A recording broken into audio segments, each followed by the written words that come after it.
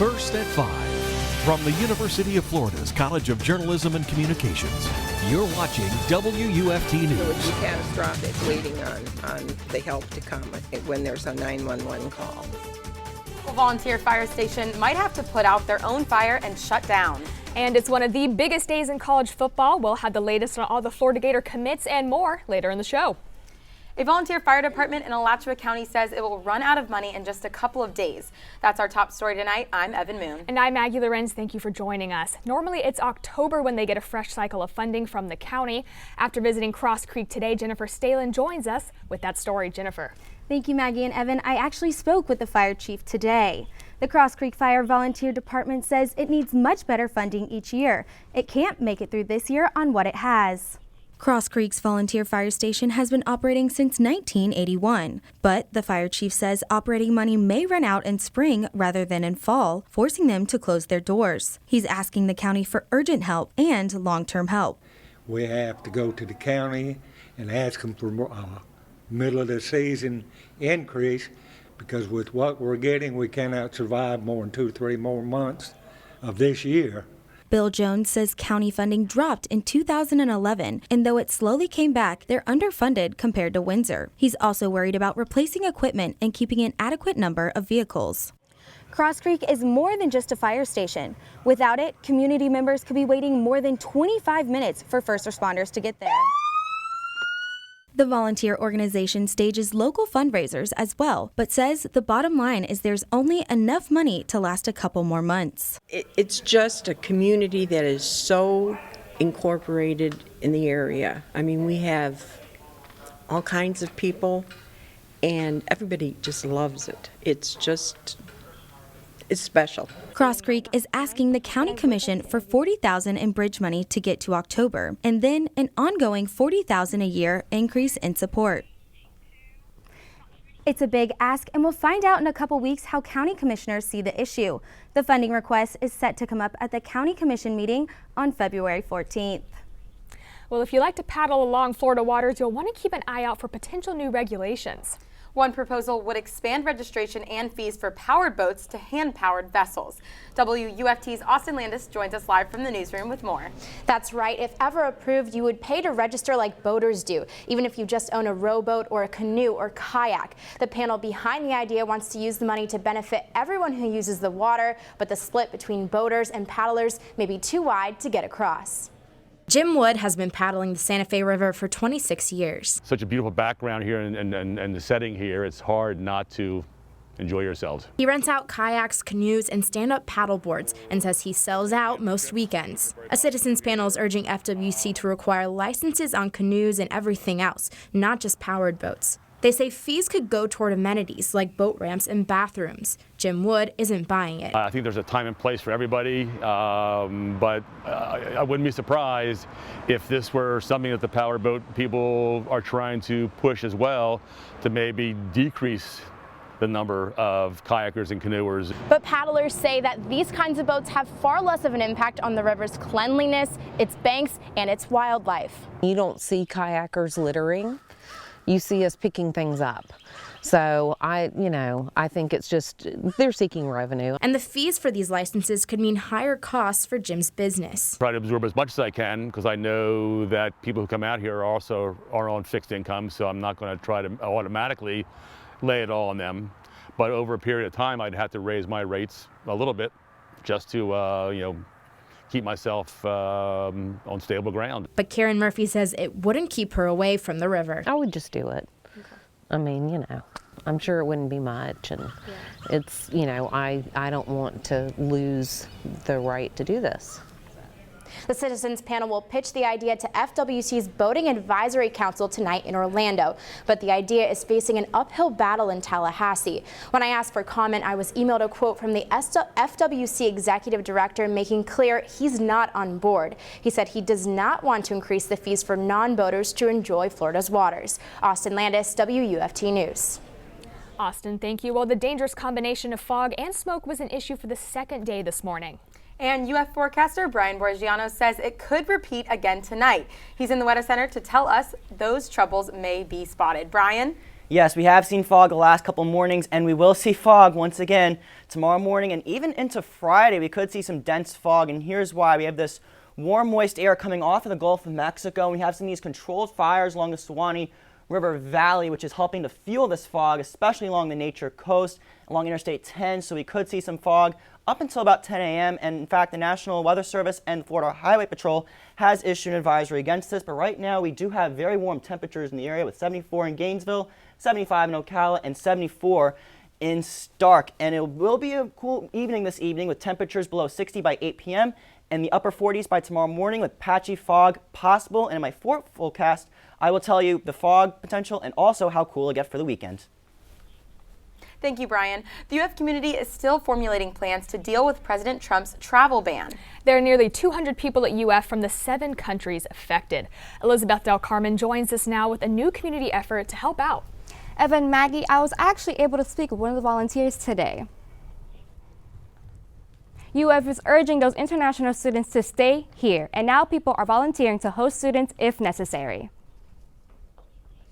While the University of Florida continues to reach out to international students affected by President Trump's immigration ban, community members and families of UF students are also getting involved.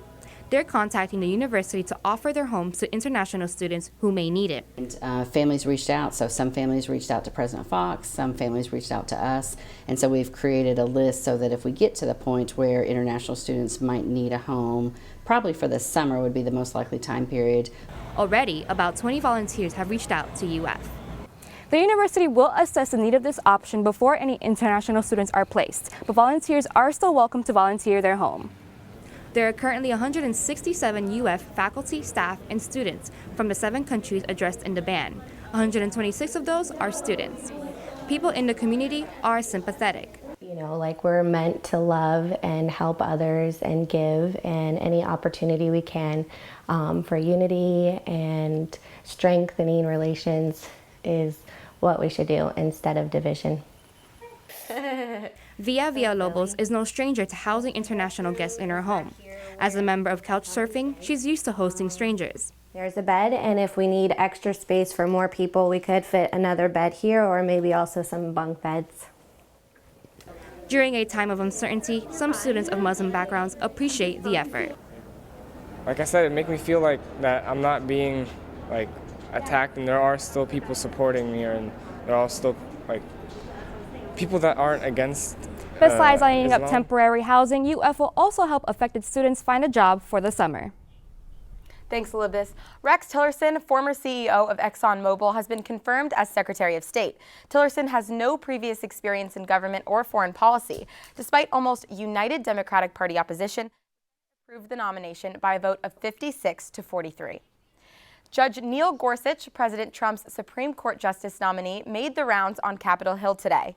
Confirmation hearings for the judge are still over a month away, but Democrats are already pushing back. Trump says the Senate should go nuclear and approve him by a simple majority vote if need be. No Democrats voted against his appointment to the appeals court, but the stakes are much higher now, and some Democrats may stall just as payback since President Obama's nominee was frozen out of even getting an up or down vote.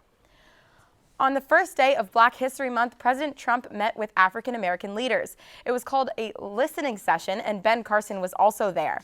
As HUD director, Carson hopes to revive inner cities in ways that should bring better economic opportunities for minorities. And in Florida today, Governor Rick Scott announced 34 grant awards for Zika virus research. The goals include development of a vaccine to prevent infection and ways to mitigate the long-term health impacts. The funding will also go towards cost-effective Zika testing methods. Of the 10 organizations who received awards, the highest amount went to the University of Miami with over $13 million. Maggie, Evan, Gainesville residents could be seeing faster internet sometime soon. When we come back, I'll tell you how this change could affect the community.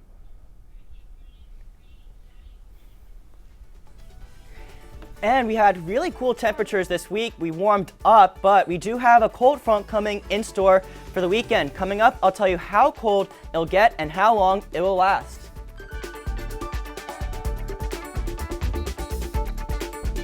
You're watching WUFT TV News. Welcome back. I'm Alex Ciccone with today's Consumer News. If you live in Gainesville and are frustrated about internet service, you're not alone. WUFT's Jordan McCool joins us with the Citizen of Stories group that's on your side. Alex, people worry about the digital divide and those being left behind. A big problem is cost, but an FCC report said 15% of people in Gainesville don't even have access to broadband internet. A group called Connected Gainesville is asking the city to fund a study to figure out how to provide affordable broadband service to more people. Yes, we're paying the highest prices of anywhere in the state of Florida. Residents say with little competition, the local cable company basically has a monopoly on high-speed internet. I can't say I'm going to storm out and get a different service because there isn't one. So I think that's really key to a lot of people in Gainesville, like myself, are feeling that there is no realistic alternative, and that's what we really need. Connected Gainesville has already asked the city and GRU to think about expanding GRU's fiber optic service. The study could consider the option versus getting AT&T to do more or attracting another DSL provider. Educators are also concerned that current service is so costly, sometimes unreliable, and not universal. Textbooks and homework assignments that are online can pose a problem to students without access. If they don't have the access, then they're going to be that much behind and have to really work that much harder. Some local tech companies are also complaining about service levels and costs.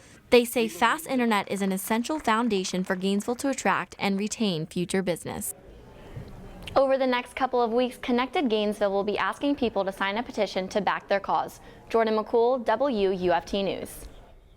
Thank you, Jordan. Now here's some news you can really sink into your teeth into. If Twinkie lovers have been dreaming of Twinkie ice cream, now that dream is coming true.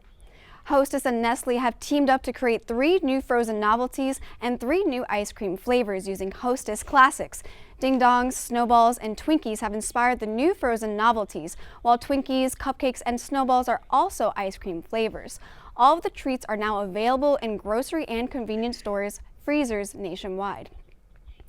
AAA is out with the end of January spot check on gas prices. January ended with national gas prices averaging $2.27 a gallon. That was the highest for January since 2014. Super Bowl 51 is taking place this weekend, and you know what that means, Super Bowl watch parties. AAA is offering free tow service so that fans won't drink and drive this weekend. The tow service is called Tow to Go and will be available Friday, February 3rd through 6 a.m. Monday, February 6th. The phone number to call is Tow to Go, is 2 Tow to Go. So ladies, you know, the Super Bowl is this weekend. I love watching the commercials. What's your favorite part about the Super Bowl weekend? Okay, so I have to start out by saying I am going to watch the game. Don't worry, I'll be watching the football part, but the commercials, they are my favorite too. I'm with you there. Yes, the food, the commercials, the game, I'll be watching for sure. Thank you, Alex. The week started off very cold, but now it's warm. Earlier, Brian said we will be cooling off this weekend, though. Yes, he joins us again in the Weather Center to tell us how long that cooler weather will last and how low the temperatures could drop.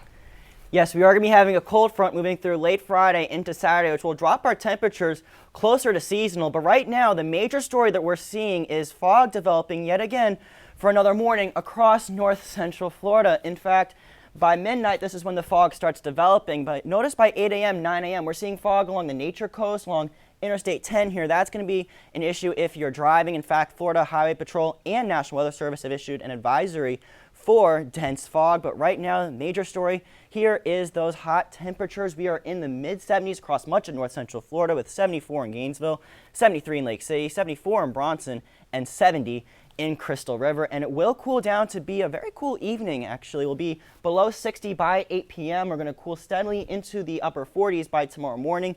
But again, patchy fog is possible early in the morning, and that is the first of my 3 big things. The first being the fog and smoke, reduced visibility at least through Friday morning until about 9 or 10 a.m. along the roadways. We're going to have high pressure, though, which will leave us mostly sunny and warm throughout the rest of those days. But then by Saturday, we have this weak front that's going to move through and cool down our temperatures back to seasonal, but it's only going to last for 1 day. But this is what we're going to see for tomorrow morning. We're going to be in the mid-40s across much of north central Florida with 44 in Gainesville and Stark, 49 in Jacksonville, and 44 in Ocala. Patchy fog is possible early in the morning, but it will warm up to be another unseasonably warm day with 75 in Gainesville, 76 in Stark, 77 in Lake City, 76 in Bronson, a little farther down south, and it will be unseasonably warm. And here's why we are seeing that. Here's the jet stream. It is currently north of our area. In fact, pretty far north. We're getting this warm air coming from our west. But then notice by Friday, we start to see a little bit of a dip start to occur. By Saturday, when we have the cool down, this is what happens. We have some of that cooler air moving into our area. But by Sunday, it moves up once again, and we do see some of those warmer temperatures moving into our area once again. But for tomorrow, if you're heading out tomorrow morning, fog is possible on the roadways early, so do heed caution for that. But it'll be a clear and sunny day tomorrow, very warm with those temperatures in the mid-70s throughout much of the day. And that pattern will continue through Friday. By Saturday, notice temperatures cool down a little bit because that weak front that's moving through. But by Sunday, they rebound. So if you have those Super Bowl parties, you can have them outside. It's going to be a nice day. But it will continue warming again through Monday and Tuesday. And by Tuesday, the chance of showers and storms increases once again as we have a new frontal boundary, which will move through and drop our temperatures in the middle of next week. Back to you.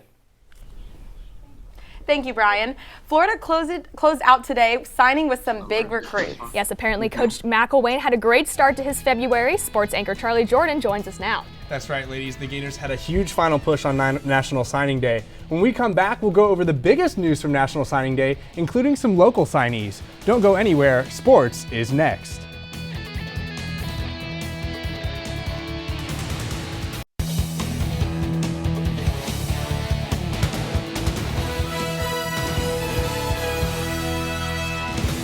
Today is a very special day in the college football world, with National Signing Day bringing commitments from top talents across the country. Welcome back to sports. I'm Charlie Jordan. For the Florida Gators, National Signing Day brought plenty of drama, including surprise commitments that brought Coach McElwain's squad to 24/7 Sports' 10th ranked 2017 recruiting class. WUFT's Ashlyn Sullivan is live in the University of Florida's indoor practice facility with a recap of Gator commitments from National Signing Day. Ashlyn, I understand Florida landed some top-level talent with their final recruiting push. Overall, what do you think of this class? Well, Charlie, the Florida Gators ended up with 23 recruits who are now Florida Gators. Just about an hour ago, head coach Jim McElwain finished up his press conference right behind me, chipper as ever, of course, about these recruits. Now, the major storyline here today was the research in your background and what exactly went on. You know, my guess is there's a few people in this crowd right here that maybe have some regrets on some things that they've done, and yet at the same time take responsibility for it.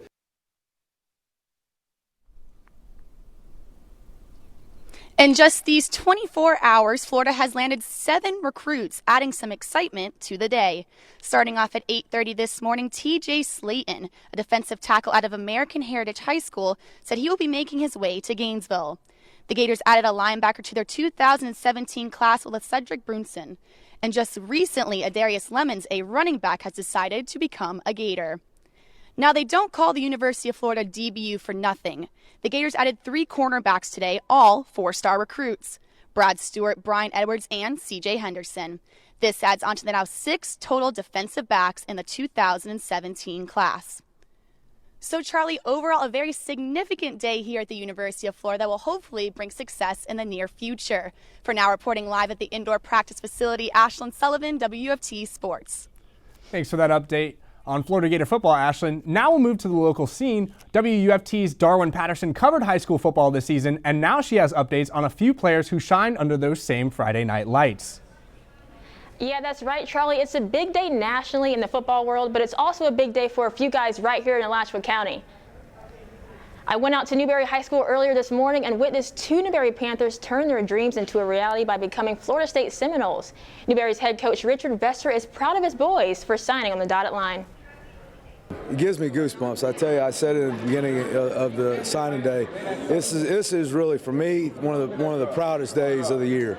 You know, just so happy for these guys to be able to further their education with football being the tool, you know, to help them do it. So just really proud of them and wish them all the best of luck. Defensive linemen and cousins Corey Durden and Jalen Parks battled it out Friday Night Lights, boosting Newberry's defensive line and making the Panthers team to be a team to be reckoned with all season long. The Panthers fell just short of the state championship game, but now these guys get a chance to play for something bigger on Saturdays. It's safe to say Corey Durden is excited about the next step and is taking jabs at UF every chance he gets. My heart pounding because I've been waiting 3 years for this. Ever since I got recruited, this has been the day I've been looking forward to, and now it's finally over. I'm going 4-0 against UF. Now back in Gainesville, Buchholz High School racked up a total of 5 signees today, one of them being Chris Rumpf II, who is the son of Gators assistant and defensive line coach Chris Rumpf. Rumpf is headed to the ACC to play for Duke University. Other Bobcats who will be playing on Saturdays include Luke Whittemore, after signing with Troy University, defensive lineman Xavier Marshall to Warner, and Terrion Corey Jr. to Jacksonville, and defensive end Jarrett Bruce to University of West Florida. Well, Alachua County sure did rise and sign today. No local guys signed with Florida, but I definitely look forward to catching up with the group of guys on Saturdays in the upcoming season. I agree, Darwin, and it'll be interesting to see how it plays out with Corey Durden, a local who's expecting his Seminoles to beat Florida in each of his 4 years. How do you think that's going to play out for Durden? That should be interesting. He was definitely considering Florida, but he just felt like FSU was home when he went to Tallahassee, so it should be interesting to see when Florida State comes to play in Gainesville pretty soon. It's great to see these young, talented players decide where they're going to spend the next 4 years of their life. Thanks, Darwin. Staying with local Division I talent, WUFT's Josh LaSelva is live at Ocala Vanguard with some updates about the Knights that are leaving to play college ball. Today has been absolutely phenomenal for some young athletes around the country. Signing day just finished up here about an hour ago at Ocala Vanguard, and it's being called one of the best recruiting classes from Marion County in history. 5 of the 7 athletes signed with Division I schools, and the big story of the day is 4-star quarterback Nkosi Perry, the dual-threat quarterback who broke Dante Culpepper's records, is signing with the University of Miami. He was offered from 12 different schools, but not one from the University of Florida. Perry is expected to be competing for that starting quarterback position at Miami, since Brad Kaya is now leaving and foregoing his senior season. 2 other notables were 3-star commit Tyree Gillespie going to Missouri and 3-star O.J. Tucker going to Iowa State. For WFT Sports in Marion County, I'm Josh LaSelva. While college football stole the national spotlight today, yesterday featured a local basketball matchup between Buchholz High School and the visiting Gainesville Hurricanes. The Bobcats fell 66-55 last night against Gainesville, with the game going back and forth until GHS found some momentum with the first half lead. The Hurricanes improved to 22-2 on the season with their road win, while Buchholz is now 10-12 overall. Moving forward, tomorrow Gainesville will welcome Santa Fe High School for a non-conference game. Well, ladies, it's easy to get caught up in all this national football news, but it's kind of hard to remember that it's basketball season as well. Tomorrow, the Gators will be in the O-Dome for a basketball game. Are you guys going? I'm actually not going to that game, but I luckily got tickets to Kentucky on Saturday. I know it sold out so quickly. Oh, it sold out so quickly. Right at 6 p.m., the tickets were already gone, so you have to buy one on StubHub, which hopefully I will do. So I have to go to that game. Yes, because there's only a few more. There's only a few more home games, right? Yeah, I might actually end up standing in line for this one and going as a general admission because it sold out so quick that you really had no chance. It was all luck with this one. How early do you have to get there to stand in line? Like a couple hours? I saw some tents out on University the other day. So yeah, I think we might have to start doing that like Duke. Well, thank you so much, Charlie. Thanks, guys. And before we go, let's get one last check on the weather. But before that, Super Bowl 51 is this weekend. But have you made your Super Bowl pick yet? Well, 2 manatees at the Moat Aquarium in Florida made their picks this morning. The 2 manatees, Buffet and Hugh, educate thousands of visitors to the aquarium about the endangered mammals and how to protect them. This is the 10th year these 2 manatees have made Super Bowl picks, and it was a split decision. As Buffet came out into the open water, he seemed pretty decisive picking the Atlanta Falcons. Hugh seemed a little less sure of his pick before he settled on the New England Patriots. All right, and now we'll get that final check on the weather with Brian. Yes, and we're going to be seeing some fog early in the morning tomorrow, especially along areas of the Nature Coast and along the I-10 corridor. So do have heed caution if you're on the roadways tomorrow. Florida Highway Patrol and the National Weather Service have issued an advisory pertaining to this high fog. But tonight we will be cooling down comfortably below 60 by 8 p.m. and in the 40s by tomorrow morning. Again, that patchy fog is possible in the morning, but it will warm up to another warm, unseasonably warm day, actually, with 75 in Gainesville, 77 in Lake City, 76 in Bronson, but it will be a sunny day at the very least for tomorrow. And here's what we're going to see again for tomorrow morning. Fog is possible early, but we're going to be in the 70s for most of the day and sunny after that, and that's going to continue at least through Friday. By Saturday, that cold front moves through, and then it warms up through Tuesday ahead of the next front. Back to you. Thanks, Brian. BBC World News is up next, and the PBS NewsHour is coming up at 7 o'clock. Have a good night. We'll be back tomorrow at 5.